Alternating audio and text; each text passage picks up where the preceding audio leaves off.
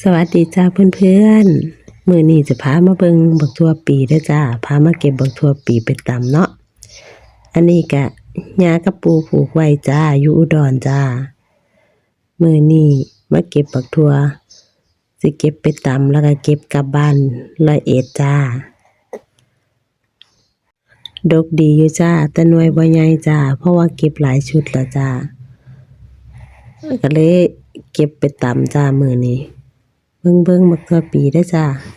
นี่ก็มีจ้าบักทั่วปีจะมีสีเขียวกับสีม่วงจ้าตำแซ่บจ้าหน่วยจะเป็นอวบๆจังซี่ล่ะจ้าบ่ต้องซื้อต้องหาก็พอได้อยู่ได้กินจ้าความสุขบ้านนาบ้านเฮานะจ้าอยู่แบบนี้ก็มีความสุขจ้าอยากกินหยังก็ปลูกเนาะจ้าบ่ต้องซื้อมีที่ดินเป็นของเจ้าของอยากกินหยังเฮาก็ปลูกไว้กินจ้าเป็นแบบเศรษฐกิจพอเพียงนะจ้าเบิ่งบักทั่วโลดจ้าหน่วยใหญ่อยู่เด้อจ้าอากาศมื้อนี้ก็บ่ค่อยหนาวจ้าแดดจ้าช่วงนี้เป็นช่วงเที่ยงจ้ามาเก็บช่วงเที่ยงนะจ้า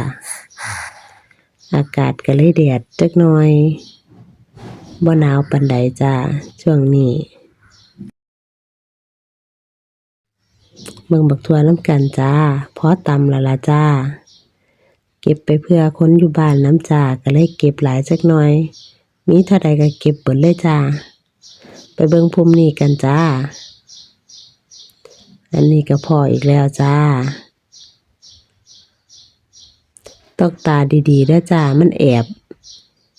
อยู่ข้างในก็มีจ้าเบิ่งยากพอเก็บได้แล้วก็จะเอาไปตำกินกับปิ้งปลานะจ้าพ่อบ้านเพิ่นกำลังตึกป่าอยู่ตรงสาข้างๆนั่นล่ะจ้าอันนี้ก็มาเก็บกับปูนะจ้าปูพาเก็บไปตำกินเที่ยงน้ำกันจ้าคลิปนี้ก็ขอจบเพียงเท่านี้ละจ้าขอบคุณทุกคนที่รับชมนะจ้าสวัสดีจ้า